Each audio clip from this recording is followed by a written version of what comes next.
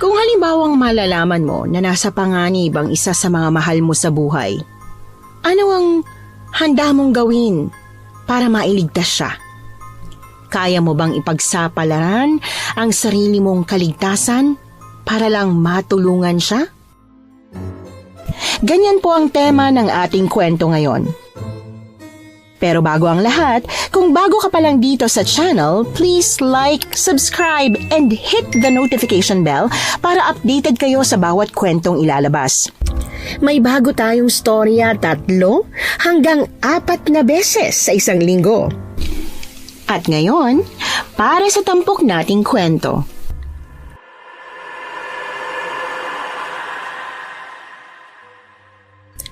Nasubukan niyo na bang hanapin sa malayong lugar ang mga nawawalang mahal niyo sa buhay? Kasi ako, oo. Kaya bilang isang apo, hahamakin kong lahat. Mahanap lang ang lolo Pabling ko. Higit 3 taon na rin kasi namin itong hinahanap mula nang maglayas ito nang minsan silang mag-away ni Nanay Marita. May nakapagsabi sa amin na nakita siya sa maliit na baryo sa Sulu. Kaya naman, hindi nagdalawang isip si Nanay at nag-ipon ng pamasahe para isama ko patungo doon. Kaya lang, hindi namin inaasahan na isang misteryo ang magaganap nang makarating kami sa Sulu. Ito ang nagpabago sa takbo ng buhay namin. Lalo pa at minsan nang nalagay sa peligro ang buhay namin dahil dito. Sana po ay pakinggan ninyo ang istoryang ito dahil ikukwento po namin kung paano namin hinarap ang mga nilalang na kung tawagin ay amalanhig na dati ay sa pelikula ko lang napapanood. Nay, matagal pa po ba tayo maglalakad? Baka naman pwedeng kumain muna tayo. Kanina pa kasi kumukulo tong tiyan ko eh. Shh! Hindi tayo pa pwede magpahinga hanggat hindi natin nakikita ang lolo Pabling mo. Diyos ko, sa dami nang napagtanungan natin isa, hindi naman namukhaan yung picture ni lolo. Sigurado po ba talaga kayo nagsasabi na totoo yung mga napagtanungan natin noon? Nandito nga talaga siya? Naniwala po kasi kayo doon agad-agad eh. Hindi pa nga tayo sigurado kung nagtitrip lang yun. Ano ba pinagsasasabi mo? Malakas ang kutob ko na tama nga ang sinabi niya. Paano niyo po nasabi? Di naman porke sinabi nung napagtanungan natin na taga dito siya, maniniwala na kayo agad. Pwede bang tumahimik ka na nga nang dyan? Ay basta, hindi mo na dapat malaman pang rason, anak. Okay, kung ayaw niyo po. Pero please, magpahinga na muna tayo sa tabi na. Ngalay na tong mga paa ko eh. Tiisin mo na lang muna. Total sabi naman din ng mga tao dun, maliit na lugar lang tong kasunod ng baryong to eh. Kaya siguradong maaga rin tayo makakauwi. Kasi, Nay, yung ngalay, kaya kong tiisin. Pero yung takot sa lugar na to, hindi ko sigurado. Kasi inaalala ko din yung safety natin oh. Ang creepy kaya sa lugar na to. Kasi tingnan nyo, ang tataas na mga puno oh. Baka mamaya, may couple pa tayo makasalubong. Ayan ka na naman sa kapilyan mo eh. Kahit ano pang makasalubong natin, hindi tayo uuwi hanggat hindi natin kasama ang lolo mo. Ang laking pera na kaya ng ginastos natin sa pagpunta pa lang dito. Kayo kasi, gusto niyo pa ako ibigay nun sa tatay kung walang kwenta. Ayan, nagalit tuloy si lolo at naglayas. Alam niyo namang mahal na mahal ako nun. Kasi ako lang yung nag-iisang apo niyang maganda, no? Tsaka, nagtampo siya kasi pakiramdam niya hindi mo na siya sinusunod. Oo na, kasalanan ko na. Malay ko ba kasing magpaparamdam ulit ang tatay mo pagkatapos ng ilang taong pagtakas niya sa responsibilidad niya sa'yo, no? Kaya nga po nagalit si Lolo Pabling eh. Kasi nga, hanggang ngayon, kinokontak niyo pa yung tatay ko pagkatapos ng mga ginawa niyang panloloko sa atin nung nagsasama pa kayo. Ay, anak, sana maintindihan mo na ginawa ko lang yun dahil ama mo pa rin siya. Isa pa, ayoko namang matulad ka sa akin na nagkawatak-watak ang magulang, di ba? Ay, o siya, sige po. Hanapin na lang po natin si Lolo. Napailing na lang ako bago sinabayan si Nanay Marita sa paglalakad sa gilid ng kalye. Mataas ang sikat ng araw kaya bukod sa tumatagaktak na ang pawis ko, hinihingal na rin ako sa mga oras na ito dahil puno ng mga gamit namin ang bitbit kong bag. Kaya lang, Hindi ko na nagawang magreklamo pa dahil ayokong pagalitan niya ako ulit. Nakakahiya naman kung bubungangaan niya ako sa daan kung saan may mga tao. Kaya naman itinoon ko na lang ang atensyon ko sa pagsulyap sa mga malalaking puno na nakapalibot sa lugar. Maya-maya pa natanaw ko na ang arko kung saan papasok na kami sa kaduluduluhang baryo sa lugar na ito. Buti na lang kahit papaano ay malakas ang simoy ng hangin kaya nare-relax ang pakiramdam ko. Kung hindi, malamang abot leeg na ang stress ko. Magtatatlong araw na kasi kaming nanunuluyan sa isang maliit na bayan sa Sulu. Pero ngayon pa lang ang pangalawang araw na ipinagpatuloy namin ang paghahanap kay Lolo Pabling. Sa kalapit baryo kung saan maraming mga tao kami nanunuluyan dahil yon ang payo ng mga nakatira dito. Hindi ko nga sila magets. Paano ba naman? Tanging paliwanag lang nila sa amin ay para sa karagdagang proteksyon namin, kaya sinunod na lang namin sila. Kung sana man lang nilinaw nila kung ano bang kailangan namin ng proteksyon. May kriminal ba rito o kung ano? Nga pala, pagkatapos ng halos kalahating oras ng paglalakad, hindi namin inaasahan na mararating namin ang maliit na palengke. Pinilit ko naman si Nanay Marita na magpahinga muna sa natanaw kong karinderya na walang masyadong customer. Laking pasasalamat ko nang pumayag siya, kaya dali-dali kaming lumapit doon at naupo sa bakanting upuan. Ilang saglit pa, isang morenong lalaking nakasuot ng apron ang nakangiting lumapit sa amin. Base sa nameplate nito, Enrico ang kanyang pangalan. Magandang tanghali po. Ano pong order nila? 2 tubig lang po kami. Noted po. Ano pa po? Pagkain po. Meron po tayong adobong baboy. Yun po yung bestseller namin dito. Hindi na po, mamaya na lang. Tumango ito bago tumalikod. May bit-bit na itong 2 basong tubig pagbalik. Sa uhaw ko, agad kong ininom yung isa sa mga yon. Pero nailang ako nang mapansin na nakatayo pa rin sa harapan namin ang waiter habang pinagmamasdan kami. Kaya naglakas loob na akong tingnan ito ng diretso na parang may gustong sabihin. Pasensya na ho pero pwede po ba ako magtanong? Sige, ano yun? Naliligaw po ba kayo? Kasi kanina ko pa po kayo natatanong dun sa tawid eh. Parang hindi kayo mapakali. Meron po ba kayong hinahanap na resort? Wala naman ho. Hindi ho kasi resort ang pinunta namin dito eh. Kundi yung lolo ko na hinahanap po namin. Talaga ho? Sakto. Taga rito po ako kaya baka makatulong ako sa inyo. Bakas ang pagkagalak sa mukha ng lalaki na bahagya pang inayos ang postura. Senyales na kumpiyansa itong makikilala ang hinahanap namin. Kaya naman kinuha ko kay Nanay Marita ang litrato ni Lolo Pabling para ipakita sa waiter. Ilang saglit pa nakaramdam ako ng konting pagkadismaya nang makitang panandalian na kumunot ang noo ng lalaki. Hindi pa rin ako nawalan ng pag-asa lalo pat nang mapansin kong walang kibo ang kasama ko na parabang nakikiramdam. Kaya naman mariin akong lumunok para tuluyang maitago ang panghihina ng loob. Yan ho ang lolo ko. Pabling po ang pangalan niya. Baka nakita niyo po siya dito. Naku, pasensya na pero hindi. Sigurado ako hindi ko pa siya nakikita dito. Teka, sigurado po ba kayo na nandito talaga siya? Oo, iho. Kasi sa totoo lang, napaka-imposible na hindi magkukrus yung landas namin dalawa kasi maliit lang yung baryong to eh. Oo nga daw po eh. Pero sana nga wala siya rito kasi delikado. Anong ibig mong sabihin?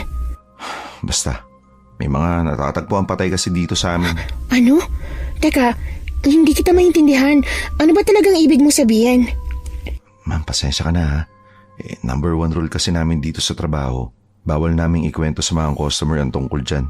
Pag natakot kasi sila, sigurado mawawalan na ng turista rito at magsasara na yung mga negosyo. Ganun po ba?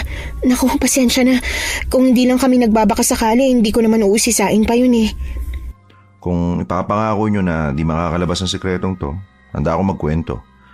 Kakatakot kasi baka may makaalam at ako pa yung maging dahilan ng pagkasira ng negosyo nila. Mahirap na, baka magalit pa sila sa akin. Oo, promise. Kahit pa ipaputol ko mga daliri ko, kailangan lang namin siyang mahanap. Pangako, basta matutulungan mo kami. Parang awa mo na, iho. Ayan ha, nangako ko kayo. Kahit di ko kasi kayo kilala, nararamdaman ko yung bigat ng loob nyo. Kaya wag na kayo mag-alala kasi ikukwento ko sa inyo mamaya para malinawan kayo. At para na rin hindi masayang ang pinunta nyo rito. Talaga? Naku, maraming salamat naman. Diyan na muna kayo ha. Tapusin ko lang tong trabaho ko. Balik kayo mga 6:00 ng hapon. Tsaka may ipapakilala rin ako sa inyo na sigurado makakatulong sa inyo. Siya nga po pala. Anting-anting kontra usog. Bahagyang tumaas ang kilay ko nang iabot nito sa akin ng bala na nakabalot sa maliit na kulay pulang tela. Tinanggap ko yon kahit pa hindi ako masyadong naniniwala sa mga kasabihan ng matatanda. Pero kabaliktaran ko si Nanay Marita kaya sa kanya ko yun binigay pagkaalis ng binata.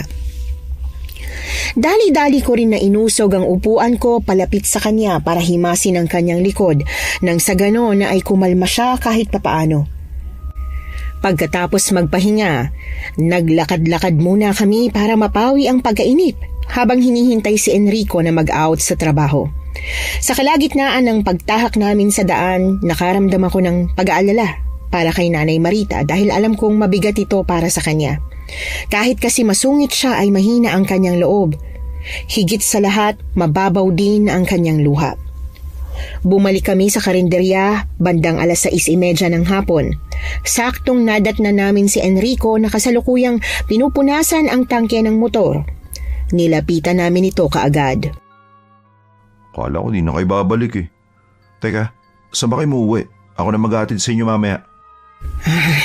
Doon, sa kabilang baryo. Kaya lang mas makakabuti siguro para sa amin kung dito na lang muna kami tutuloy. Para sa mga susunod na araw tuloy-tuloy ng paghahanap namin kay Tatay Pabling. Baka naman may alam kang pwedeng tirahan pansamantala. Kahit maliit lang, para hindi mahalang bayad. Tsaka yung safe. Kung gusto nyo po, doon na po muna kayo sa amin pansamantalang tumira. Seryoso ka ba, iho? Oo naman po. Meron naman po kaming bakanting apartment doon. Sakay na po kayo para maaga tayo makauwi. Ay, nakakahiya naman pero sige, salamat ha. Laura, sumakay ka na doon sa loob. Kaagad kaming sumakay sa loob ng tricycle. Higit 15 minutos ang binyahe namin patungo sa bahay nila dahil nasa kaduluduluhang bahagi pa yon ng baryo. Sa parting yon ay wala nang masyadong kabahayan. Pagkababa namin ng sasakyan, niyaya na agad kami ng binata na pumasok sa loob ng kanilang tahanan. Simpleng bahay lang na gawa sa kahoy ang tinitirhan nila. Pero panandalian akong napanganga nang mapansin ang mga nakasabit sa dingding ng sala na kagamitan ng isang albularyo. Meron ding mga kandila na paikot na nakatulo sa sahig at upos ng mga posporo. Maya-maya pa, nakangiting lumabas ang lalaking may edad na nakasuot ng kulay pulang bandana sa noo. Nakangiti itong lumapit sa amin. Kinilatis ito ng paningin ko pero wala akong nakitang kahit na anong agimat na nakasabit. Kaya naman hindi ko maiwasan ang mapatanong sa isipan ng paano siya naging albularyo. Siya po pala si Caliodi. Siya po yung tatay kong albularyo. Magandang gabi ho. Magandang gabi din ho. Marita ho ang pangalan ko at ito naman ang anak kong si Laura. Enrico, ipagtimpla mo muna ng kape itong mga bisita natin. Maupo po muna kayo dyan. Pasensya na po at makalat pa ang bahay. Ano po bang ipapagamot nyo? Tay, hindi po sila magpapagamot. Niyaya ko po sila dito kasi may nahanap silang lalaki na si Lolo Pabling. Nagbabaka sakali daw na baka kilala natin. Ganun ba? Kailan pa siya nawawala? Tsaka kung di nyo mamasamain, ilang taon na po ba siya? 59 years old na po siya at halos 3 taon na namin siyang hinahanap. Ginagawa namin ang lahat pero nung 1 taon lang may nakapagsabi sa amin na dito siya napadpad sa maliit na lugar na ito. Kung tama nga sinabi ng napagtanungan nyo, sana nasa mabuting kalagayan ang hinahanap nyo at hindi siya na biktima.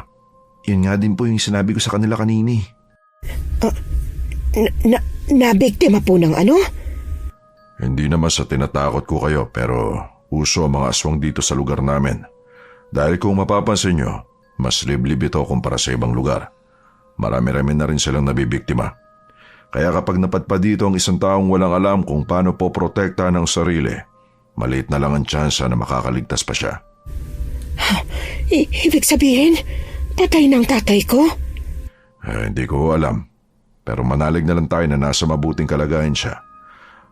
Bueno, kung ayos lang sa inyo, pwede ko bang malaman kung bakit kayo naniwala sa kung sino man ang napagtanungan nyo nun?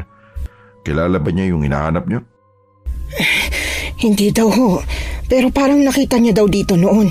Isa pa, malakas din talaga ang kutob ko na nandito nga si tatay kasi dito nakatira yung unang girlfriend niya noon na sinabi niya sa akin na mahal niya pa. Nagtataka akong sumulyap kay Nanay Marita sa narinig ko. Ngayon ko lang kasi nalaman ang tungkol sa kwentong yon, Miss Anne. Hindi nagtagal, ibinalik ko ang atensyon ko kay Calio di na tahimik na nakikinig ng magsimula siyang magkwento tungkol sa mga problemang kinakaharap namin sa buhay. Nang matapos, kaagad kaming pinasamahan ng albularyo kay Enrico sa likuran ng kanilang bahay, papunta sa apartment na pansamantalang tutuluyan daw namin. Pagkapasok doon, iniayos namin sa lumang cabinet ang mga damit bago humiga sa katre para magpahinga.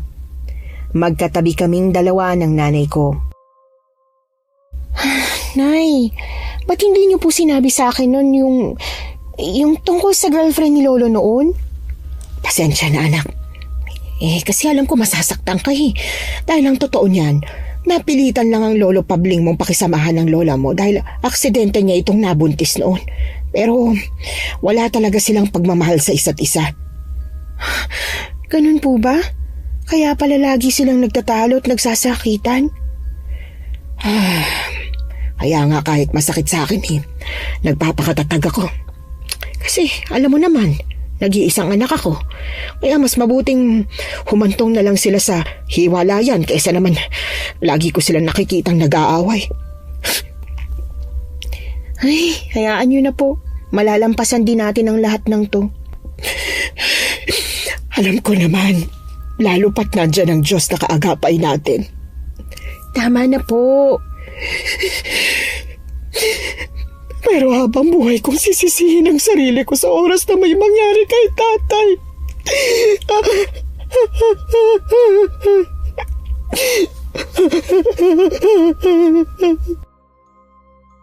Noong gabing yon, hindi ako masyadong nakatulog dahil pinapakalma ko si Nanay Marita. Buong magdamag kaming magkayakap. Kinaumagahan, pagkagising ay nadatna namin ang mag-ama na naghihiwa ng timba-timbang karne ng baboy. Kaagad naman na inihinto ni Calio di ang ginagawa at niyaya kami sa loob. Oh, sakto. Enrico, gising na sila. Diyan ka na muna at ipaghahanda ko na muna sila ng almusal. Sige ho. Upo po muna kay mga ma'am. Huwag niyo na ho kaming tawaging ma'am. Marita na lang ho. Ako din po. Laura na lang kasi parang di bagay na tawagin niyo akong ma'am. Tapos sobrang halagan kong kumilos. Shh! Ikaw talaga. Wala tayo sa lugar natin. Sorry po. Napakapili yung bata. Ayos lang yan, Marita. Maigi nga yun dahil komportable na agad ang anak mo dito kahit papano. O diba? Pwede naman pala. Nga pala. Ngayon palang sasabihin ko na mukhang matatagalan tayo sa paghanap kay Lolo Pabling. Ganun po? Ba't naman po? Tatapatin ko na kayo, ha? Pasensya na kayo at hindi ko binanggit sa inyo dahil napansin kong pinanghinaan kayo ng loob sa mga sinabi ko kagabi. Pero bihira lang kasi ang mga nawawalang tao dito na natatagpuan at sa maniwala kayo't sa hindi madaling matunton ang mga aswang na pumapatay sa mga inosenteng tao dito. Sus Mariosep, pero alam na ba ito ng mga pulis? Oo, pero wala silang nagagawa. Sa tuwing may iimbestigahan silang krimen, hindi rin natatapos dahil nahihirapan sila.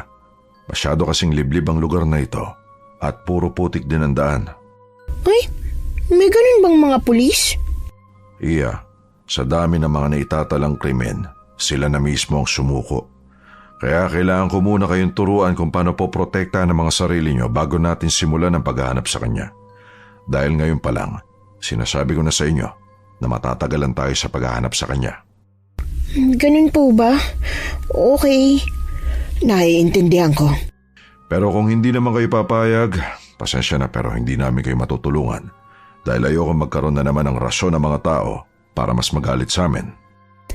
Sige ho, walang problema. Basta tulungan niyo ho kami. Pagkatapos naming mag-almusal, panandalian akong tumungo sa likod ng bahay. Doon ko nadatnan si Enrico na tahimik na itinatali sa ginupit-gupit na maninipis na tela ang mga hiniwang malalaking piraso ng karne. Kaya naman lumapit ako sa kanya. Uy, kumusta ka naman? Ayos naman. Nga pala, para sa mga paninda nyo ba yan? Gusto mo tulungan na kita? Ay, hindi na. Huwag ka na mag-abala pa. Kaya ko na to. Sure ka? Kadami niya na. Oo naman, ako nang bahala rito. Pumasok na rin naman ako sa loob ng bahay nang mapansin na mas itinuon ni Enrico ang atensyon sa ginagawa para hindi ko ito maistorbo. Tahimik akong naupo sa upuan pero dali-dali akong tumakbo sa pinto at doon nakita ang babaeng nagwawala. Nakasalukuyang hawak sa mga braso ng dalawang lalaking may edad. Nanlaki naman ang mga mata ko nang kalmado itong lapitan ni Kaliodi. Kumakabog sa kaba ang dibdib ko pero mabuti na lang at kahit papano ay naibsan ng takot na nararamdaman ko nang bigla akong yakapin ni Nanay Marita mula sa likuran ko. Yan tama ang mga gamit ko ngayon din, Enrico. Kinukulam ang babaeng ito. Sige ho. Nay, ano po bang nangyayari? Hindi ko rin alam, pero nananalig ako sa kapangyarihang taglay ni Kaliodi. May niligtas niyo po ba yung babae? Sana. Tay, ito na po. Mabilis na inabot ni Enrico ang isang maliit na agimat kay Kaliodi nang makalapit ito. Hindi nagtagal, pilit nitong pinaamin ang nasabing mangkukulam na nakasanib sa dalaga. Hindi naman din yun nagtagal at nalaman namin na inggit ang rason nito. Kaya kumuha si Kaliodi ng maliit na pamatpat at saka inilaslas sa lalamunan ng babae. Bahagyang kumunot ang noo ko dahil panandali ang nawala ng malay yung babae kahit pa hindi ito nagkasugat sa leeg dahil wala namang tulis yun. Pero maya-maya lang, sumuka ang biktima at unti-unting nahimasmasan. Samantala, hindi ko na narinig pa ang mahihinang pag-uusap ni Kaliodi at ng mga kasama ng kinulam. Pero hindi na rin naman nagtagal at nagpaalam na sila at umalis. Kaya naman manghang-mangha akong lumapit kay Kaliodi para mag-usisa. Grabe naman ho.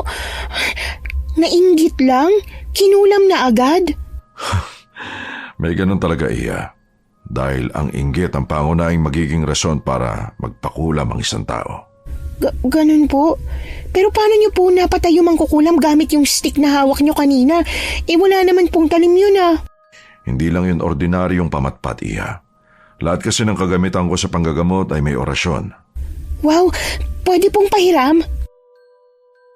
Natigil ang pag-uusap namin nang marinig ang boses ng isang lalaking malaki ang pangangatawan na humiyaw mula sa labas ng bakuran. Napatingin kami rito. Nakapamewang ito sa tapat ng gate. Aba, hanggang ngayon may nauuto ka pa rin ha?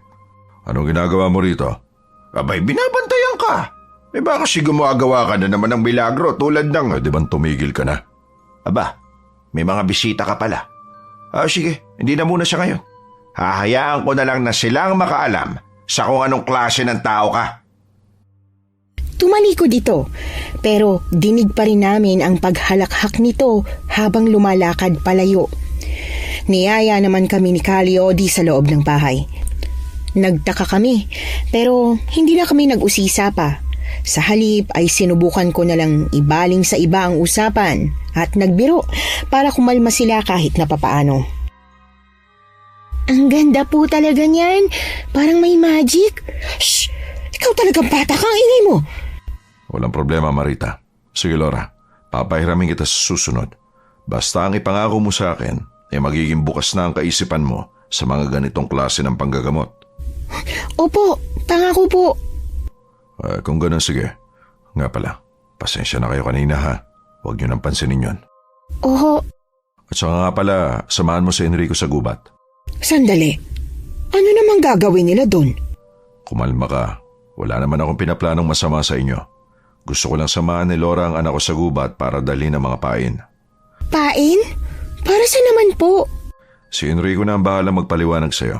Sumibat na kayo at hapon na. Baka abutan pa kayo ng dilim doon. Basta ang palaging biling ko, huwag kayong magpapakalayo-layo ng gusto, ha? Napansin kong tumango si Enrico.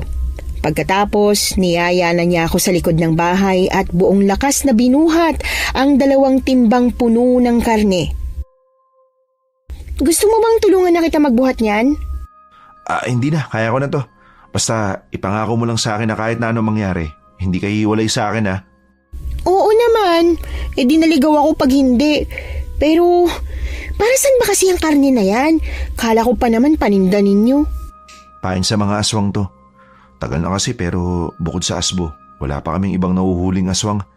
Naghihinala na nga kami, baka amalanhig yung mga yun eh. Ano? Teka nga, naguguluhan ako. Ano ba yung asbo? Tsaka, marami pa bang mga klase ng aswang dito sa inyo? Ang asbo, yung mga asong aswang. At para sagutin ang tanong mo, oo. Gusto lang namin kumpirmahin ang kutob namin na alamanhig nga ang kasama nila. Sila yung mga aswang na namatay na hindi na ipasa ang kanilang mutya. Ha? Bakit naman? Okay, sige. Para magkaroon ka ng kaalaman, yung mga mutya, yun yung mga maliliit na bato, parang holen. Yun yung nagbibigay ng lakas sa kanila. At para sagutin ang tanong mo, hindi ko alam pero alam kasi ni tatay. May mga naninirahan daw dito mga dayuhan nun. Ha? So sila yung aswang? Yun ang kutob ni tatay kasi unti-unti daw nawawala yung mga yun eh.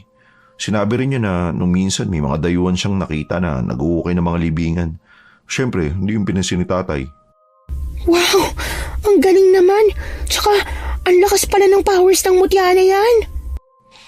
Oo, pero pwede din yun na maging sumpa dahil pag namatay sila, hindi napasa yun at magiging amalanhig sila.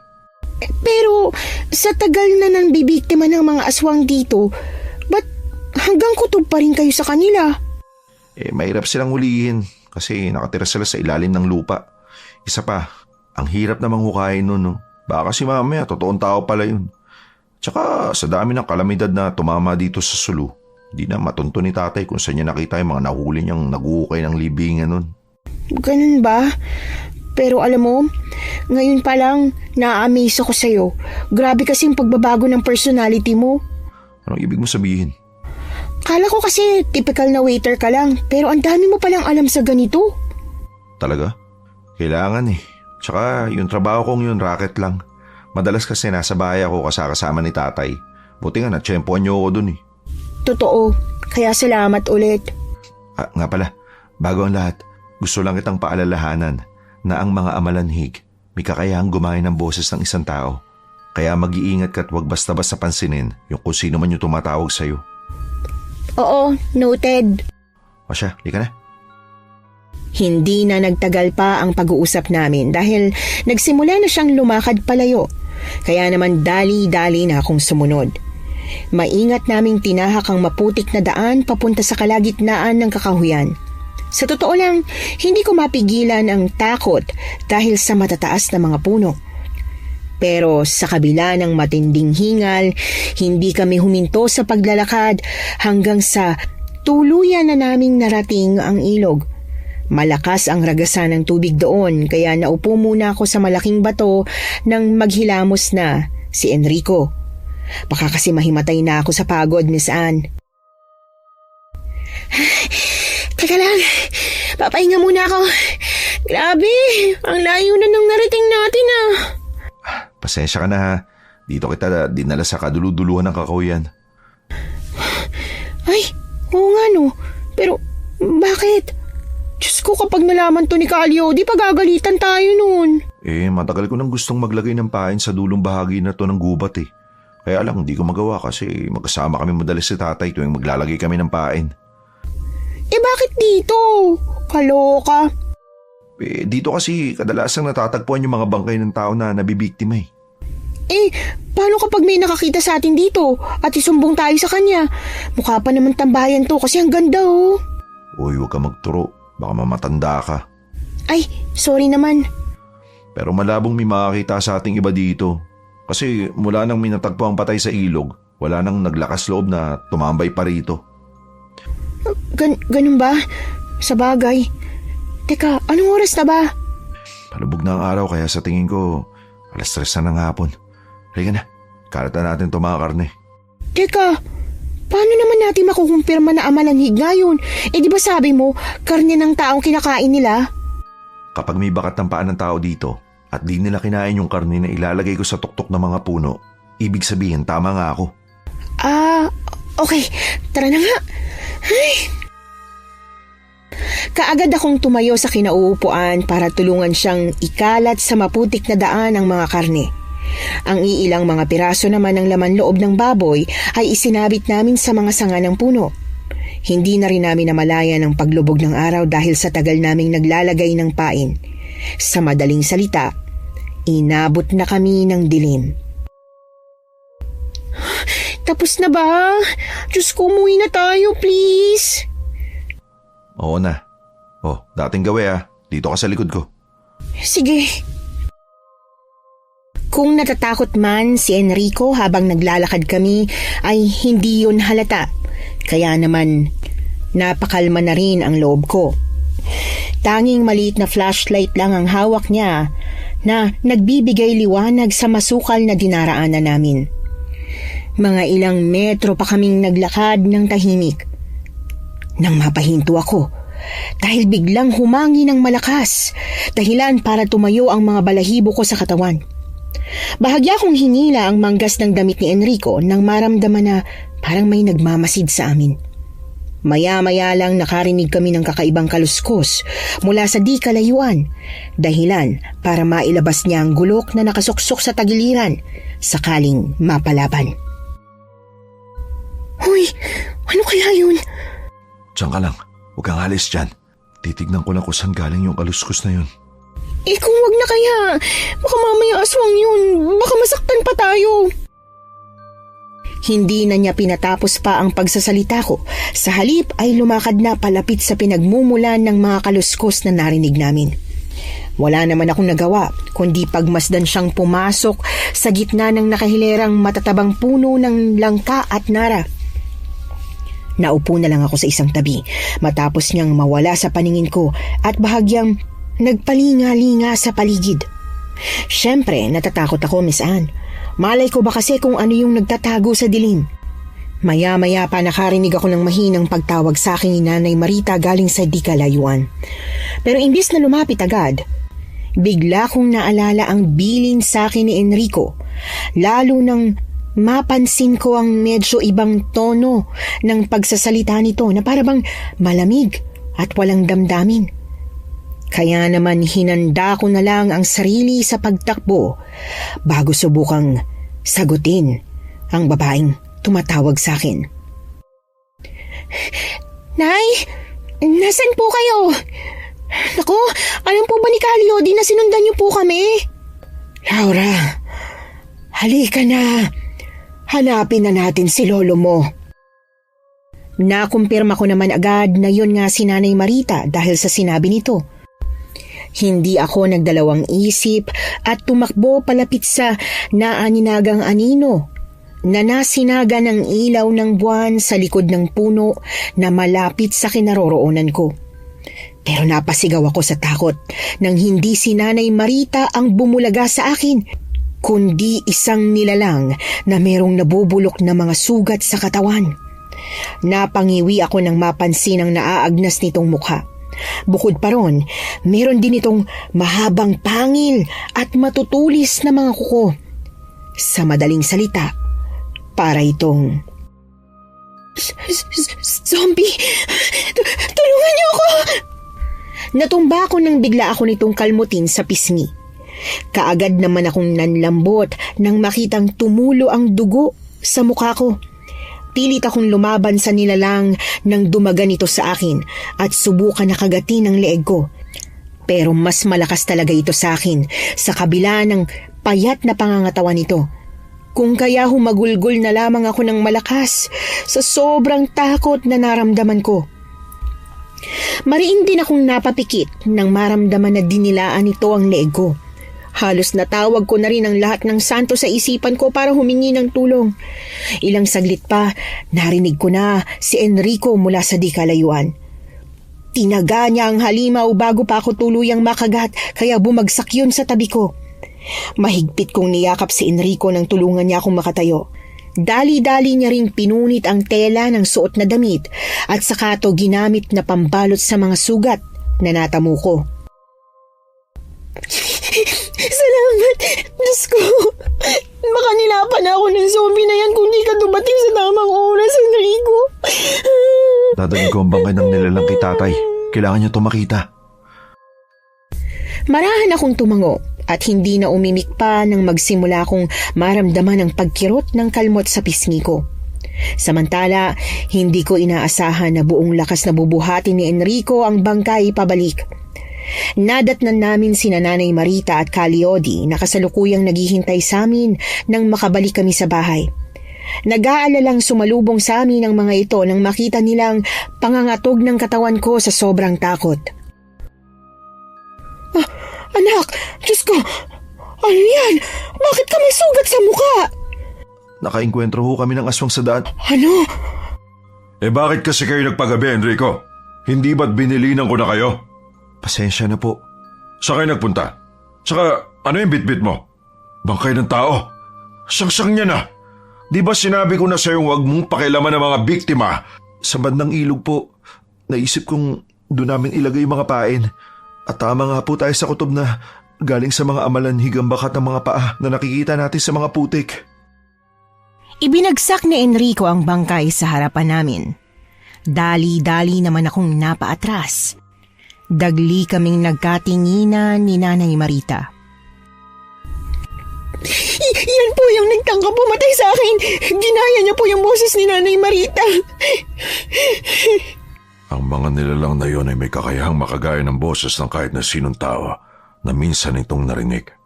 Kaya higit ko kayong pinag-iingat. Kung ganon, delikado pala talaga sila dahil mabilis silang makakapambiktima. Oo, wala na silang kaluluwa kaya laman loob ng taong nabubuhay ang pagkain nila. Tao ang kanilang pinupunteriya sa ngayon, pati na rin ang mga kasamahan nilang asbo dahil gusto nilang masakop ang lugar. Diyos ko, nakakatakot naman.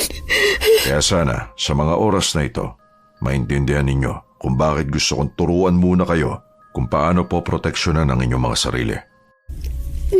Opo, naiintindihan ko na po. Maraming salamat po sa inyo. Pero paano naman po yung mga pulis? Ano po kaya kung isumbong? Wala ring magagawa ang mga pulis dito, Iya. Kahit sila, iniiwasan ang bahagin to ng baryo. May ilang tauhan na raw silang hindi nakabalik matapos sumubok mag-imbestiga. Kaya kami-kami lang ang nagbabantay dito mula pa noon. Hala, talagang ang delikado. At ikaw naman, Enrico, sa susunod, huwag mo nang suwayin ang utos ko, ha? Lalo pat alam mong kung merong kang tao na maipapahamak. Paliwanag? Pasensya na po, tay. Ihanda mo ang mga panggagamot sa loob at mauna na kay ni Laura sa sala. May pag-uusapan lang kami ni Marita saglit. Pilit akong ngumiti kay Nanay Marita bago pa kami pumasok sa loob ng bahay para iparamdam sa kanya na okay na ako. Pero ang totoo, natatakot ako. Pinaupo naman ako ng binata sa sala at saka dali-daling kumuha ng bulak at betadine. Yon ang ginamit nito panggamot sa mga sugat ko. Binalutan niya rin ito ng panibagong tela ng malinis na damit. Nilakasan ko ang loob kong magsalita matapos mapakalma ang sarili. Salamat ulit Wala ka naman. Pasensya ka na at iniwan kita doon ha. Kasi naman napalaban din ako sa nakita kong asbo. Ganun ba? Buti naman at okay ka. Oo, salamat sa Diyos at hindi tayo natuloy na mga yun. Pero nga pala, matanong ko lang, bakit parang hindi masaya si Kaliodi na nalutas mo na yung problema niyo? Hindi naman sa ganun. Naintindihan ko naman din kasi kung bakit siya nag-react ng ganun. Higit kasi na ipinagbabawal niya yung pagsuway ko sa mga utos niya. Dinidisiplina niya kasi ako. Kasi darating yung araw na sa akin niya ipapamana yung kakayahan niya sa panggagamot. Salamat talaga at nandiyan kayo. At least, may pumoprotekta kahit papaano sa amin. Marami na ba kayong natulungan tulad namin? Yun ang akala mo. Anong ibig mong sabihin? Bihira lang kasi mga nagtitiwala kay tatay sa panggagamot eh. Bakit naman? Magaling naman siya. Tsaka, nailigtas niya nga yung babaeng pinakulam kanina. Tsaka ikaw, niligtas mo ko. Ay, nga pala. Huwag ka na muna masyado magsalita. Sariwa pa yung mga sugat mo sa pisngi. Hindi ko na lang ipinahalata pa sa kanya ang bahagyang pagkunot ng noo ko, Miss Anne. Napansin ko kasing iniwasan nito ang tanong ko. Maya-maya pa pumasok na sa loob ang dalawa naming kasama at naglakad palapit sa amin. Namumugto ang mga mata ni Nanay Marita. Pasensya na kayo at medyo natagalan. Pinaliwanag ko kasi kay Marita ang lahat. Pwede po ba akong magtanong, Kaliodi? Ano yan, Iha? Bakit po alam ng amalanhig na yun ang tungkol sa paghahanap namin kay Lolo? Hindi ko po kasi nasabi pero ang sabi nung nilalang na yun, hanapin daw namin si Lolo, kaya lumapit ako. Wala talaga silang kakayahan na makapagsalita tulad ng mga taong nabubuhay. Pero may kakayahan silang manggaya ng boses na makakakilala ng biktima kung ito ay minsan na nilang narinig. Ibig sabihin, narinig na nila noon si Nanay? Oo, posibleng minsan na nilang narinig ang boses ni Marita, lalo pat nabanggit siya sa akin kanina na kinabi kayo sa paghahanap nung unang araw kayo nagtatanong-tanong sa mga tao nung sa kabilang baray pa kayo nanunuluyan. Oo, tama nga. Kaya sa susunod, doblehin natin ang pag-iingat, anak. Buti na lang talaga't kasama mo si Enrico. Niyakap ko si Nanay Marita. Hindi nagtagal, niyaya ko na rin siya sa kwarto para makapagpahinga na kami. Sa kakaisip sa mga nilalang na makakalaban namin ay hindi ako gaanong nakatulog. Kinabukasan, nagising akong wala na si Nanay Marita sa tabi ko, kaya dali-dali akong lumabas at nadatnan siyang nagluluto ng almusal sa kusina. Lalapitan ko na sana siya nang mapansin ang pagkatulala niya, pero biglang nabaling ang atensyon ko kay Kaliodi nang makitang pumasok ito sa pinto. Kumusta na ang pakiramdam mo? Maayos naman ho. Salamat po pala kagabi. Walang anuman. Asya, sakto pala ang gising mo. Mapo ka na dyan at kakain na tayo. Sige po. Enrico! Tay, bakit po?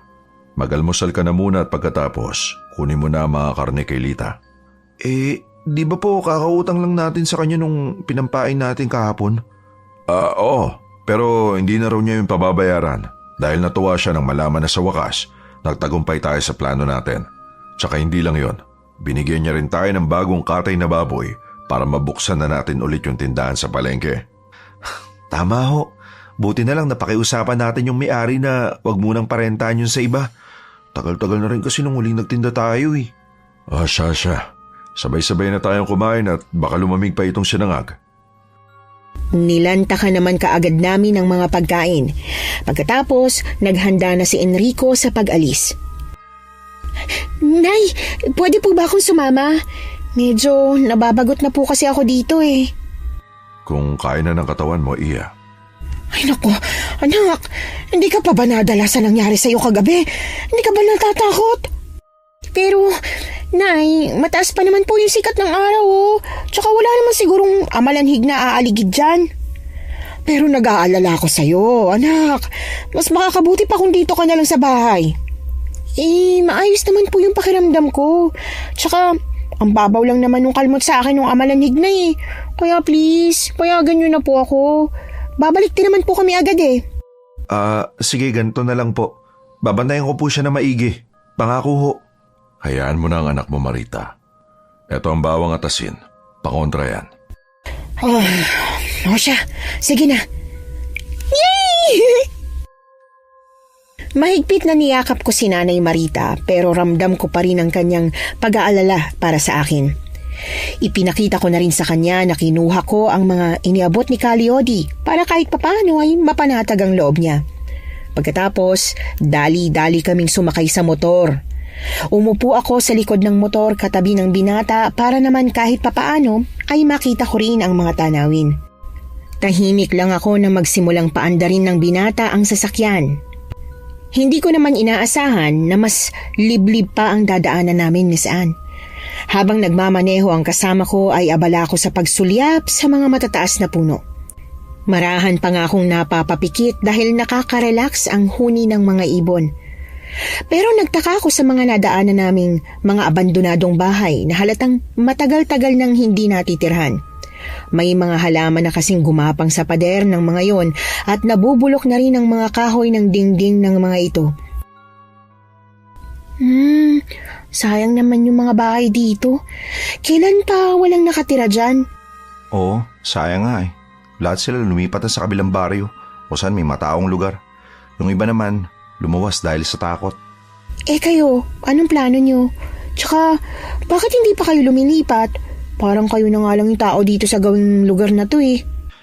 Alam mo kasi, wala sa bokabularyo ng tatay kong albularyo yung magpasindak sa mga nilalang ng kadiliman.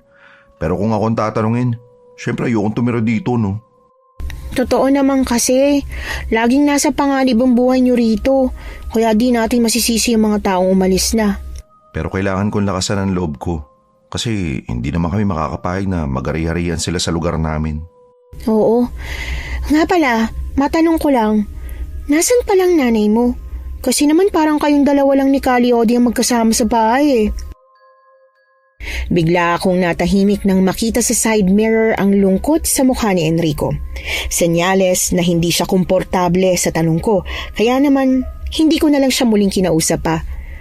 Maya-maya pa nakarating na rin kami sa bahay ni Aling Lita.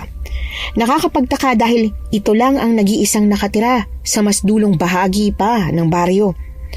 May ilang mga bahayan naman pero wala ng tao. Diyos ko, mag-isa lang talaga siyang nakatira dito? Aba, saan siya kumukuha ng tapang? Oo, tama ka. Siya nga lang. Pero teka nga, hindi ba siya natatakot na baka siya naman yung biktimahin ng mga aswang?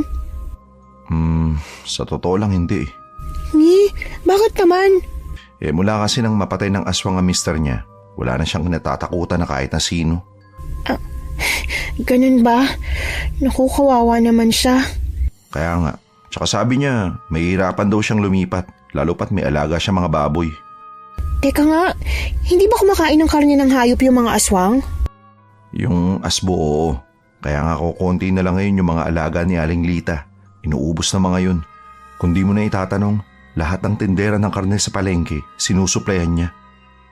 Pero ngayon, kayo na lang? Oo. Halika na, baka gabihin na naman tayo dahil sa kwentuhan natin. Dumiretso na kami sa likod ng bahay ni Aling Lita at doon nadat na namin ang may edad na babae na kasalukuyang nagpapakain ng mga alagang baboy. Aling Lita, kumusta na ho kayo? Andiyan ka na pala, iho. Andun yung baboy na in-order ninyo. Nakalagay na sa cooler. Salamat ho.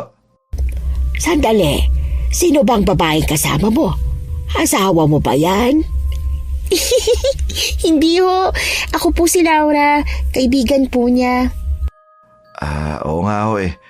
Nga po pala, kukunin na po namin to ha. Salamat ho ulit. Saglit na nakipagkamustahan lang si Enrico sa matanda bago binuhat ang malaking cooler para isakay sa tricycle. Pagkatapos, dumiretso na kami sa maliit na pwesto nila sa palengke. Pagkarating doon, isinalansan na namin agad ang mga paninda sa ibabaw ng kanilang lamesa. Ipinagsawalang bahala ko na lang din ang mga napapansing masasamang tinginan ng ibang mga tindera sa amin. Pero nabigla ako nang lumapit sa amin ang lalaking nanggulo noon sa bahay ni Caliodi. Bahagya naman ako napaatras sa likod ni Enrico nang mapansin ang masamang titig nito, pero pansin kong hindi ito makatingin ng diretsyo sa mga mata namin. Nakafocus lang yung titig niya sa mga paninda. Ano ang kailangan niyo, Mang Bentong? Lakas din talaga ng apog niyong bumalik sa teritoryo ko, no? Palibasa may pinagkukunan pa kayo ng mga supply, kaya ang lakas ng loob niyo eh. Alam ko na may hindi pagkakaintindihan sa pagitan niyo ni tatay. Pero wag niyo naman po sanang idama yung negosyo namin. Bakit? Nahihiya ka? Ano na naman ba yan? Napahinto naman sila sa pagsasagutan nang biglang dumating si Calio di kasama si Nanay Marita. Taas noo itong pumamewang sa harap ng nasabing si Mang Bentong. Sa puntong yon, mabilis akong lumakad palapit kay Nanay Marita para maingat siyang hilahin palapit sa akin. Baka kasi madamay pa siya kapag nagkaroon ng gulo, Miss Anne. Nandito ka na pala. Pare, ano naman ba to? Nakikiusap ako sa iyo na huwag mong ituloy kung ano man pinaplano mong pang-iiskandalo sa anak ko. Talaga? Bakit? Ano bang kaya mong gawin? Sa oras na madama yan sa problema natin, hindi ako magdadalawang isip na gumanti sa iyo. Sa ngayon, nirerespeto kita bilang kaibigan kahit pamalaki ang atraso mo sa akin. Ha? At ako pa ngayon ang may atraso? Oo, dahil ikaw ang sumira sa reputasyon ko dito. Oo, siguro tama ka. May mga pagkukulang ako sa iyo. Pero hindi ibig sabihin nun, isisisi mo na sa akin ang lahat. Dapat lang nabigyan ko sila ng babala tungkol sa pagiging pabaya mo, na hindi ka naman talaga katiwa-tiwala. Pero heto, tatandaan mo, hindi pa ako tapos. Diyan na nga kayo, mga buwisit! Padabog itong lumakad palayo sa amin. Sa mga lumipas na oras, mas itinuon na lang namin ang pansin sa pagtitinda. Nang sumapit ang dapit hapon, nauna na kaming umuwi ni Enrico sa bahay. Susubukan daw kasi munang magtanong-tanong ni Calio-di sa iba pang mga tao ron kung sakaling nakita nila ang hinahanap namin. Tahimik lang kaming nakaupo sa sala pero hindi na ako nakatiis at inusisa ko na ang binata tungkol sa nangyaring gulo kanina. Yung tungkol sa nangyari kanina, pwede ko bang malaman kung sino yon? Tsaka, bakit pa siya galit na galit sa inyo? Matalag na kaibigan siya ni tatay nun. Kaya lang, nagkaroon sila ng malaking problema. Ano naman yun? Pinilit pa rin ni Mang Bentong si tatay na gamutin yung nanay niya. Kahit pa nasabihan na sila ng doktor na may tanang na yung buhay nito dahil sa kanser. Oh, ano ibig mo sabihin? Inabutan kasi ng pagkamatay yung nanay niya habang kasalukuyang ginagamot ni tatay. Kala tuloy namang Bentong, hindi ginawa ni Itay yung best niya. Isa pa, alam naman niya na noon pa lang walang agimat si tatay. Ang ibig mong sabihin na walang agimat? May iba't ibang uri ng albularyo. Yung iba may agimat na pamana pero kay tatay, nakuha lang niya sa dasal. Reliyoso kasi siya. Ganun ba? Oo. Nga pala, ano namang nangyari doon kay Mang Bentong? Medyo nasiraan siya ng bait. Tapos kinalat sa buong lugar na hindi siya maaasahang albularyo. Ganun ba? Diyos ko. Pero huwag kang mag-alala. May mangilan-ngilan pa rin naman na nagtitiwala kay tatay. Mabuti naman. Pagkatapos mag-usap, nagpresenta na akong maghanda ng pagkain para sa hapunan. Ilang saglit lang dumating na rin sina Nanay Marita at Calio-di. Pero ang malungkot na mukha nila ang bumungad sa amin. Pansin ko kaagad ang paghikbi ng aking ina na parang katatapos lang umiyak, kaya hindi ko na naiwasang magtanong pa. Nay, bakit po? Ano pong nangyari? Iya, hayaan mo na muna ang nanay mo magpahinga. Enrico, samahan mo muna si Marita sa kwarto nila. Sige ho. Mariin na lang akong napalunok habang pinagmamasdang lumakad palayo sina Enrico at Nanay Marita. Samantala, ibinalik ko agad kay Calio-di ang atensyon ko. Ano pong nangyari? Iya, huwag ka mabibigla pero patay na ang lolo Pabling mo. Ano ho? Meron kaming napagtanungan sa palengke na dating nakatira rito. Sabi nila, isa siya sa mga nabiktima ng mga aswang noon. Sigurado ho ba kayo? Baka naman po ibang tao yun. Pinsan ng dating nobya ng lolo mo ang napagtanungan namin. Patagal daw silang nanahimik tungkol doon. Isa pa, wala silang kakilalang kamag-anak nyo na pwedeng pagbalitaan noon. Ang kwento, nasiraan daw ng bait ang lolo mo nung madatnan na patay na ang babaeng mahal niya. At mula noon, wala na raw silang nagawa kundi arugain siya, lalo pat nasa isang kwarto lang to at laging nagmumukmok. Di nagtagal, nasiraan daw siya ng bait at umabot sa puntong nananakit, kaya di nila malapitan. Nahinto kami sa pag-uusap nang biglang marinig ang malakas na iyak ni Nanay Marita. Dali-dali kaming lumabas para usisain yon at nadatnan namin siyang tumatakbo papasok sa loob ng kakahuyan habang humahagulgol. Mabuti na lang at mahigpit na niyakap siya ni Enrico para pigilan. Kasalanan ko kung bakit may masamang nangyari sa kanya. Mga aswang, nandito ako. Magpakita kayo. Ako ang kalabanin ninyo. Tama na po. Huwag niyo pong gawin yan. Hindi. Kasalanan ko. Kasalanan ko. Naipahama ko si tatay tapos ikaw. Munti ka na rin mawala sa akin. Kaya mas mabuti pang sumunod na lang ako kay tatay. Napakawalang kwenta ko. Kung sa tingin mo ang pagpapakamatay ang rason para matapos ang lahat ng problema mo, sige ka. Heto ang kutsilyo. Tay, wag po.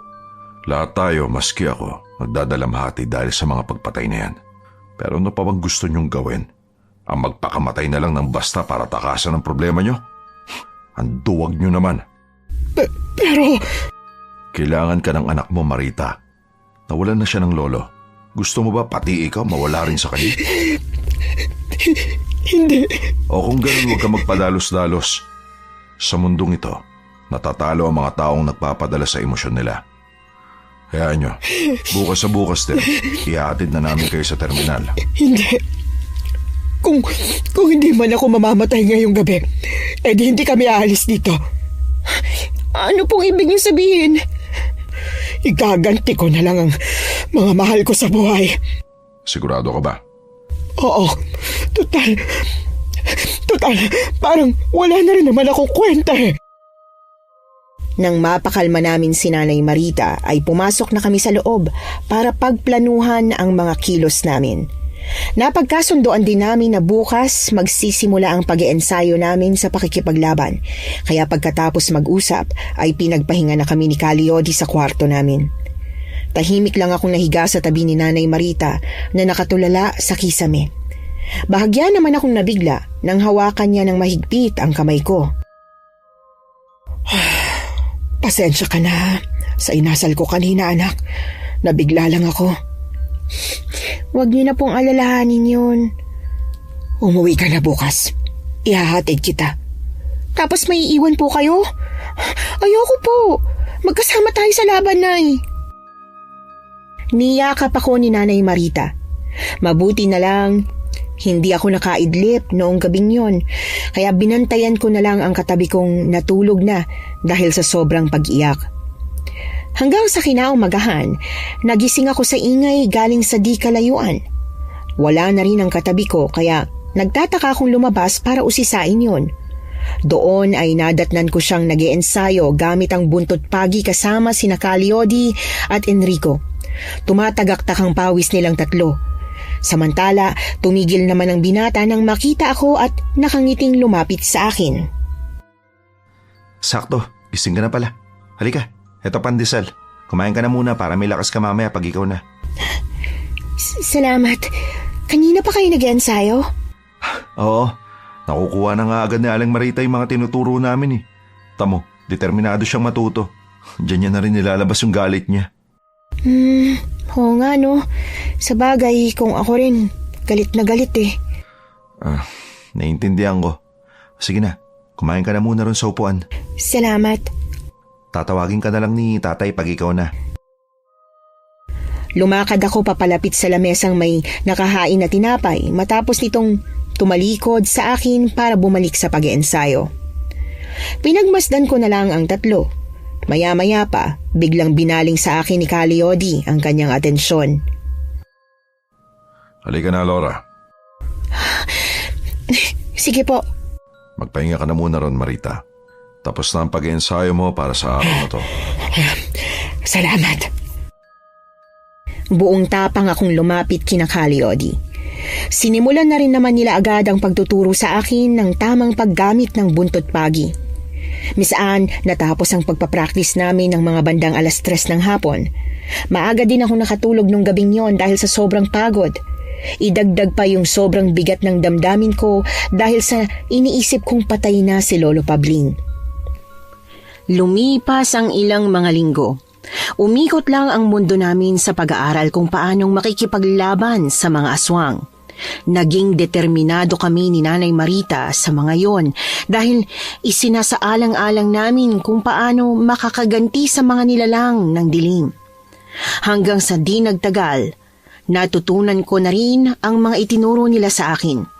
Pero isang umaga, nakatanggap kami ng masamang balita habang abala sa pagsisibak ng mga panggatong sa likod ng bahay. Tumatagaktak ang pawis ni Enrico na tumakbo palapit sa amin. Oh, matumahangos ka. Tay, sinara na po ng mga pulis yung baryo. Request daw po yun ng mga tao sa kalapit ng mga lugar. Delikado daw kasi kung madamay pa sila sa kaguluhan dito. Lalo pa may mga biktima na rin sa kanila nitong mga nakaraang araw. Nalintik ka na talaga. Kung kayong kailangan na talaga nating rumonda. Sasama kami. Oo nga. Sigurado ba kayong kaya na ninyo? May mga amalanhig tayong makakalaban. Oo, hindi ko man naprotektahan ng tatay ko pero babawi ako sa ibang tao. Siyempre ako din. Sayang naman ho yung mga tinuro niyo sa amin Kung gano'n, sige. Enrico, ihanda mo ang mga gamit natin sa likod. Kung di tayo kayang protektahan ng mga pulis, tayo mismo ang poprotekta sa mga tao dito sa lugar. Sige ho. Dali-daling sinunod ng binata ang inutos ni Caleodi. Pero nanatili lang kaming tahimik na tatlo. Maya-maya pa pagkabalik ni Enrico ay bigla itong napatanong sa amin. Pero tay, di po ba kayo nagtataka kung bakit mas dumadami pa yung mga nabibiktima kahit pa kung tutuusin? Alam na nila ang gagawin kung paano lalaban. Anong ibig mo sabihin? Hindi kaya merong kumakampi sa mga aswang na nasa likod nito at tumutulong sa kanila? Kakampi na tao? Posible ba yun? Di ba tao din yung kinakain ng mga amalanhig? Tama si Laura. Imposible na meron silang taong kakampihan. Pero hindi dapat tayo magpakasigurado. Dahil maaaring mali ako. Pagkatapos noon, pumasok na muna kami sa loob ng bahay para magpalipas ng oras. Sinamantala rin namin yon para makapagplano. Hanggang sa hindi na namin namalaya ng paglubog ng araw, Miss Anne. Maliwanag na ang sinag ng buwan nang lumabas kami para pumunta sa ilog. Kanya-kanya kaming bit-bit ng armas. Iba ang katahimikan ng lugar na parabang merong nagmamasid sa amin. Noong una akala ko handa na ako, pero iba pala ang feeling kapag naramdaman mong nasa panganib yung buhay ninyo. Sa kalagitnaan ng paglalakad, nakarinig kami ng isang sigaw mula sa di kalayuan. Kaagad na napahawak ako sa braso ni Nanay Marita dahil sa gulat. Tahimik lang siyang nakatayo at nakikiramdam. Narinig niyo po ba yun? Diyos ko, baka may nabibiktima na naman. Kumalma kayo. Hanapin po kaya natin yun. Baka sakaling maligtas pa natin siya. Tama si Laura. Masyadong malawak tong gubat.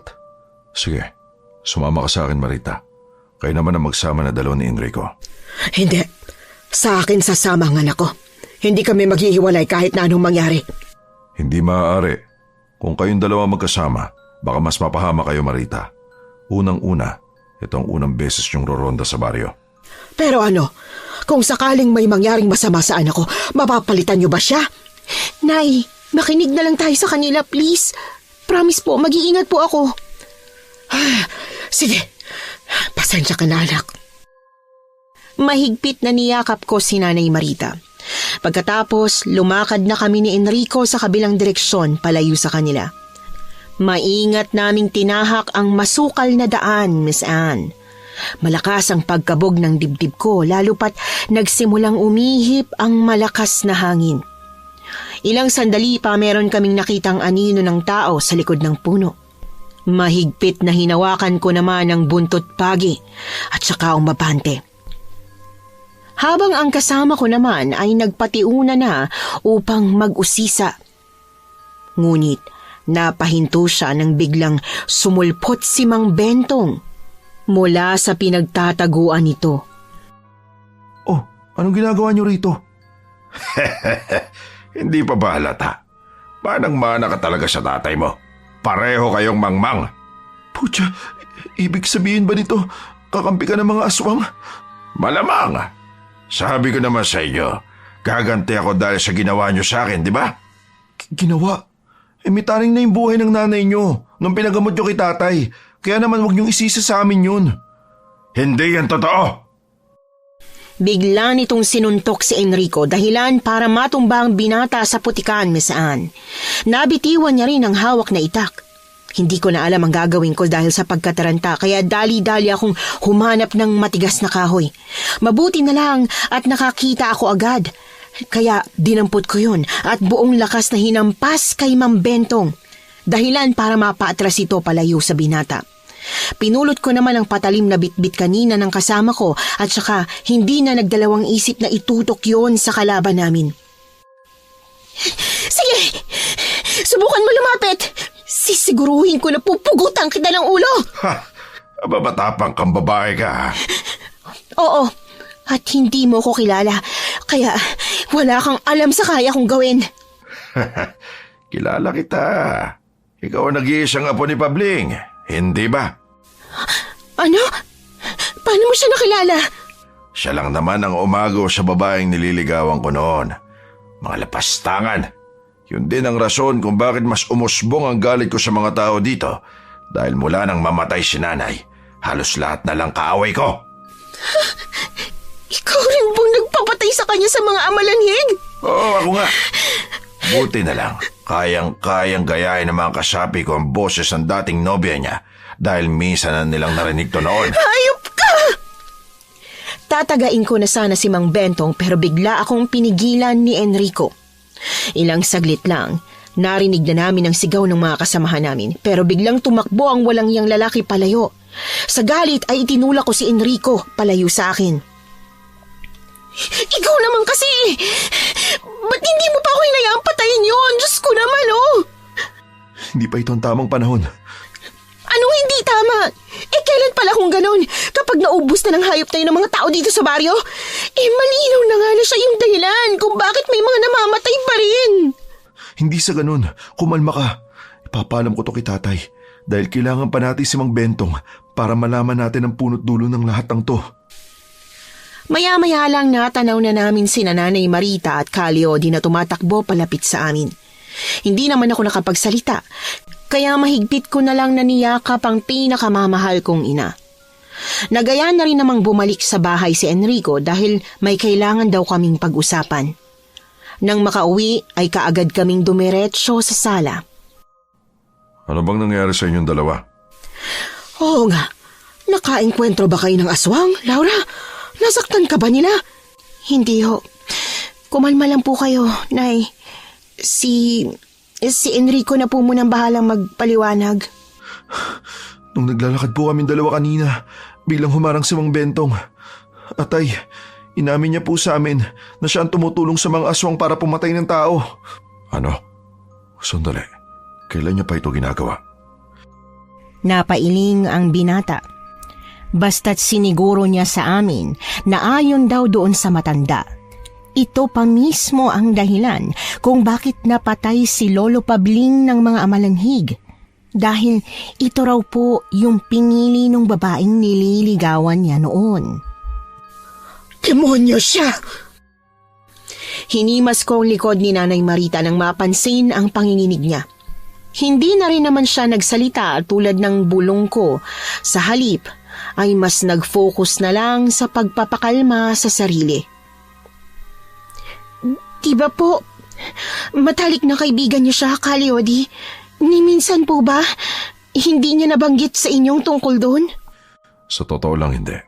Alam kong meron siyang nililigawan noon, pero hindi niya sinasabi sa akin kung sino dahil natatakot siya na baka agawin ko raw. Kung ganun, ano pong gagawin natin? Ano kaya kung ibalita na lang natin ng lahat ng mga to sa mga tao sa palengke na kumakampi siya sa mga aswang?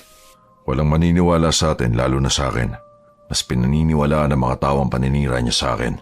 Kaya heto na ang panahon para patunayan ko nagkakamali sila. Noon palang galit na siya sa amin. Gusto niyang ubusin ang lahat ng taong malalapit sa akin. Pero bigo siya kaya hindi na nakapagtataka kung bakit dinamay niya pati ang mga inosenteng tao. Walang iya pala talaga siya. O siya, alauna na ng madaling araw kaya magpahinga na kayo. Mas mabuti na rin siguro kung dito na lang muna kayo matulog. Doon kayo sa kwarto at kami na lang muna rito sa sala. Tumango na lang ako. Inalalaya naman namin ni Enrico si Nanay Marita papasok sa kwarto. Paglabas ni Enrico, sabay na kami ng nanay ko na humiga, Miss Anne. Pero bigla siyang humagulgol at napayakap sa akin.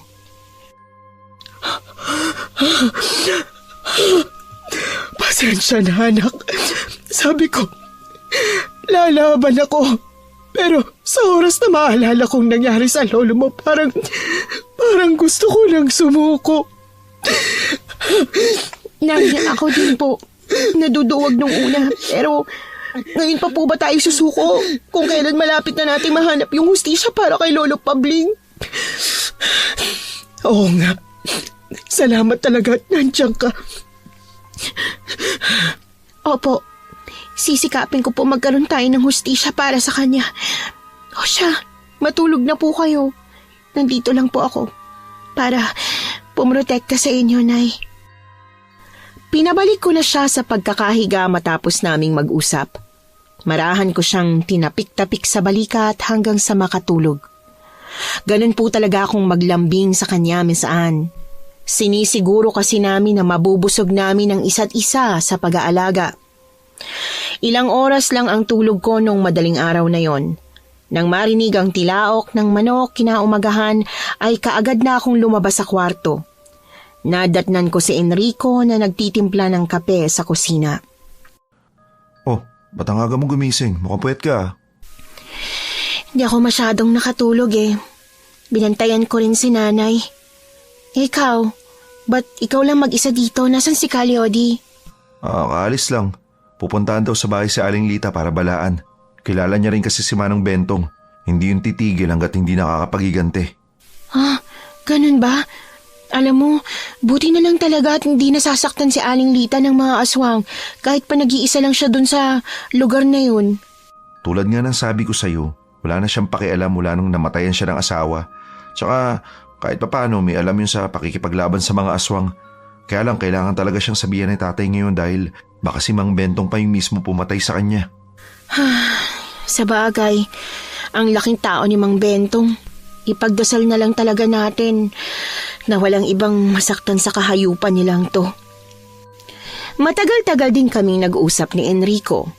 Pero maya-maya lang bumunga din sa amin si Calyodi nang biglang bumukas ang pinto. Maputla ang mga labi at nanghihina ang katawan kaya agad kaming lumapit. Dali-dali naman akong kumuha ng tubig na maiinom nito.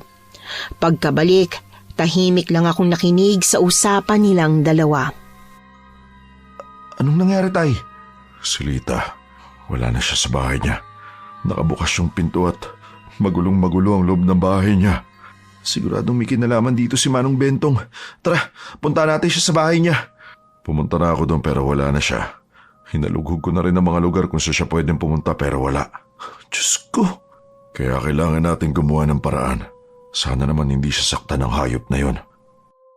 Sa kalagitnaan ng pag-uusap namin ay biglang narinig ko ang pagtawag sa akin ni Nanay Marita. Kaya naman minabuti na muna namin at tumahimik. Pinalipas muna namin ng ilang oras bago ipaliwanag ang mga nangyayari dahil ayaw namin na mabigla siya. Maya-maya pa tinipon kaming lahat ni Calyodi sa sala. Dama ko ang kaba ng nanay ko kaya mahigpit kong hinawakan ang kamay niya. Wala na tayong oras. Kailangan na natin tapusin ang lahat ng ito. Natatakot ako na baka kapag ipinagpaliban pa natin to, magulat tayo na isang araw. Maubos na niya ang mga inosenteng tao rito. Teka, ano ibig niyong sabihin? Nay, kinidnap po ni Mang Bentong yung nagsusupply kay Calyodi ng mga karne na pambenta sa palengke. Sa totoo lang, kasalanan ko rin to dahil naging pabaya ako. Buong akala ko, hindi dadamay ng dati kong matalik na kaibigan ang mga tao sa paligid ko, pero nagkamali ako. Tayo, huwag niyo na po sabihin yan. Pare-pareho naman po tayong walang alam na magiging masama pala siya. Oo nga po, panahon na din siguro para magtulungan tayo. May awa po ang Diyos. Sige, sa huling pagkakataon, rumonda tayo. Hanapin natin ang pugad ng mga aswang. Pero may idea po ba kayo kung nasan sila nagtatago ngayon? Sa gubat, kung saan natin siya nakita. Dahil napaka-imposible para sa isang kriminal na kagaya niya ang lumayo pa sa lungga nila. Lalo pat alam niya na doon pumupunta ang mga pulis kapag nag-iimbestiga. Kaya alam kong natatakot siyang mahuli ng mga yon. Oo nga no. Sige, maganda ka ng mga pangontra sa aswang, Enrico. Pero gaano po kaya karami yung mga kalaban natin? Hindi ko alam, Iya. Pero paniguradong hindi ganun karami. Ha? Ano po ibig niyo sabihin na hindi sila ganun karami? Dahil kung marami siyang kakampi, hindi malabo na maubos agad lahat ng tao rito sa lugar. O siya, maganda na tayo. Pagkatapos ng diskusyon, itinuon na namin ang atensyon sa paghahanda ng mga gamit. Pinahiran din namin ni Enrico ng asin at katas ng bawang ang mga armas para mas maging mabisa. Noong araw ding yon, tinuruan kami ng mag-ama kung paano papatayin ang isang amalanhig hanggang sa tuluyan na namang sumapit ang gabi. Napansin ko ang katahimikan ni Nanay Marita habang gumagayak kami. Nay, okay lang ho ba kayo? Kanina pa po kayo tahimik ah. Oo, maayos ako. Kaya wag mo akong alalahanin. Hindi ko lang talaga maiwasang mag-alala eh. Lalo na dun sa mga taong nawala ng kapamilya. Ako din ho. Pero wag ho kayong mag-alala dahil makukuha din natin yung hustisya para sa kanila. At para na rin kay Lolo. Oo nga. May awa ang Diyos para sa mga tao na agrabyado.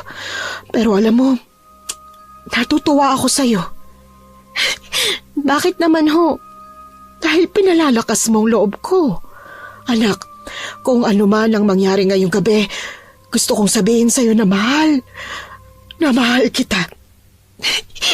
Mahal na mahal ko din po kayo syempre. Handa na ho ba kayo?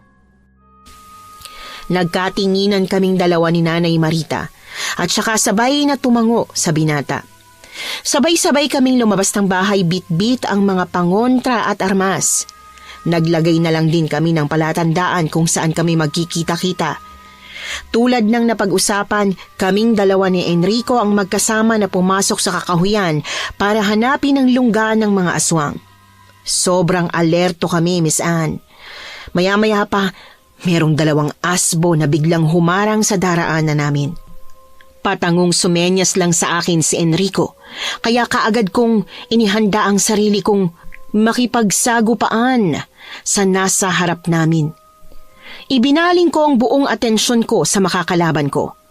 Ngayon ko lang nakita ang ganitong klase ng halimaw na sinasabi ng kasama ko na umuubo sa mga alagang hayop ni Aling Lita. Sa mga hindi pa nakakaalam kung anong itsura nila, mukha silang aso na itim ang kulay.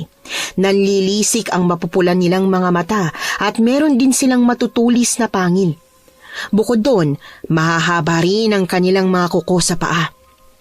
Oo, nakakatakot naman talaga ang itsura nila, lalo pat naglalaway sila na para bang hayok na hayok sa laman ng tao o hayop. Kaya lang, sa puntong ito, mas nanaig ang galit sa puso ko.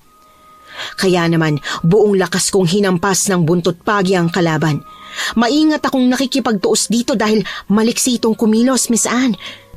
Kung kaya't sinisiguro kong maglalatay sa katawan nito ang armas na hawak ko. Hanggang sa humina na ang katawan nito at bumagsak sa lupa.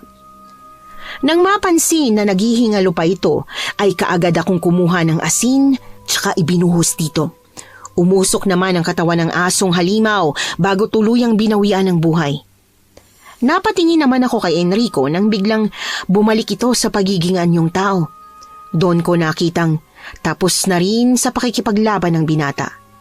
Kaagad niya akong nilapitan para hawakan ang braso ko para pakalmahin. Kumalma ka. Pasensya ka na. Hindi ko pala nasabi sa'yo na bumabalik sila sa pagiging anyong tao sa oras na mamatay sila. Ha? Paano yan? Pababayaan natin yung mga bangkay dito? Baka may makakitang pulis at malintikan pa tayo. Huwag ka mag-alala.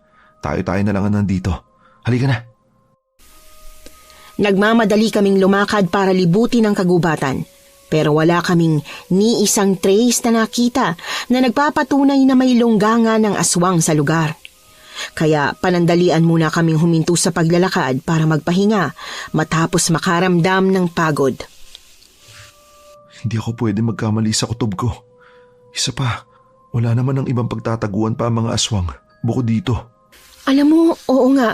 Kasi naiisip ko, kung hindi sila dito naninirahan, ba't madalas tayo dito makaengkwentro ng aswang? 'Di ba? Alam naman nila siguro na wala nang tao dito na pwedeng biktimahin, 'di ba? Oo nga, kaya halika na. Pagpatuloy na natin ang paghahanap. Minabuti na naming ipagpatuloy ang paghahalughog sa gubat hanggang sa natanaw namin ang isang maliit na parang waiting shed. Lumapit kami doon at nakita ang maliit na pintuan na nakabukas. Kaya punong-puno ng pagtataka ang isipan namin na pumasok doon at nabigla nang mapagtantong kuweba pala yun. Ano bang ginagawa natin dito? Baka hindi aswang ang makita natin, kundi sawa. Shh! Baka may makarinig sa'yo. Halika na. Inihanda ko na lang ang sarili sakaling may matapakan kaming ahas habang naglalakad sa madilim na daan. Maya-maya pa napahinto kami nang marinig ang boses ni Mang Bentong na umeeko sa loob na sinigundahan ng ingay ng iba pang mga tao na parang nagbubunyi. Maingat kaming sumilip sa maliit na butas sa pader na bato. Doon namin nakita ang kasama nitong dalawa pang hindi makilalang mga lalaki na mukhang sibilyan. Pero nanlaki ang mga mata ko nang mahagip ng paningin na nakatali sa isang malaking bato, sina Nanay Marita, Kaliodi at ang hinahanap naming si Aling Lita na ngayon ay sugatan. Napakuyom naman ang mga kamao ko sa galit pero minabuti na muna naming pakinggan ang mga pag-uusap nila. Mga kasama, maraming salamat sa pagsuporta niyo sa akin. Sabi ko naman sa inyo, hindi kayo nagkakamali sa pagtitiwala sa akin dahil hindi ko kayo bibiguin. Walang iya ka. Niloko mo kami. Ang sabi mo andito na mga anak namin. Aba, kasalanan ko ba na ututo kayo? Tsaka kahit ano pang sabihin mo, tapos na ang laban. Inubos niyo mga kaibigan naming amalanhig, kaya uubusin ko rin kayo. Yung mga amalanhig, sila ba yung mga dayuhan dito? Ah, At bakit sila napadpad dito? mga aswang sila na itinakwil ng samahan nila dahil umibig sila sa tao. Kaya napunta sila dito. Dahil wala masyadong tao, kaya madali lang gumawa ng krimen. Putsa ka. At ito naman mga kasama ko ang mga asbo. Dayo lang din sila pero nung nalaman nila na sinasakop na ng mga amalanhig ang baryong ito, pumunta sila dito at kumapi sa amin. At pumayag ka naman na patay nila mga kababaryo mo. Oo, kasi walang hiya ako, hindi ba? Kaya itanong mo na ang gusto mong itanong bago ko kayo sabay-sabay na pataying tatlo. Hayop ka. Ay dako, hindi lang ako hayop. Demonyo pa ka mo. Sakto, gigil na mga kasamahan kong asbo sa inyo dahil pinatay nyo ang mga kasamahan nila. Kaya mga kasama, bilang gante, lapain nyo sila. Nang makita namin na nag-transform ang mga lalaki sa pagiging asbo, ay kaagad kaming nagmadali na umiksena, Miss Anne. Hinagisan ko na agad ang mga ito ng asin at bawang, dahilan para umusok ang katawan nila at kaagad na manghina. Wala na akong sinayang panaoras at saka paulit-ulit silang hinampas ng buntot pagi habang si Enrico naman ay kasalukuyang nakikipagbuno kay Mang Bentong.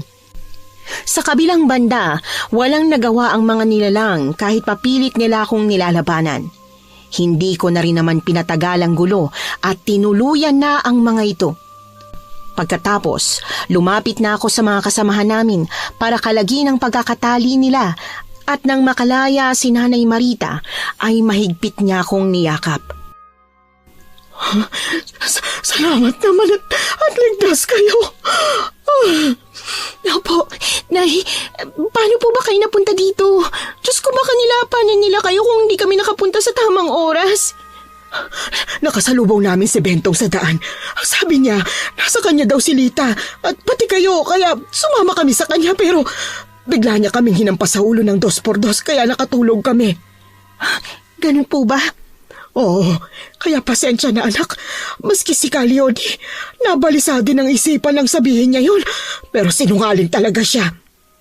Napatigil kami sa pag-uusap ng marinigang sigaw ni Mang Bentong na kasalukuyang nakaluhod sa batuhan na habang pinagtutulungang bugbugin ng mag-ama. Pero biglang sumugod si Nanay Marita palapit sa mga ito at binigwasan ang lalaking kumampi sa mga aswang. Ha! Demonyo ka! Ikaw palang dahilan kung bakit namatay ang Tatay Pabling ko! Sisiguruhin ko magbabayad ka, Bentong! Sisiguruhin ko! Pagsisisihan mo ang lahat ng ito! Kahit kailan, hindi ako magsisisi. Gumatay lang ako sa pangapi niyo sa akin. At ikaw pa ngayon ang biktima! Pwes, eto kasin! Lamunin mo!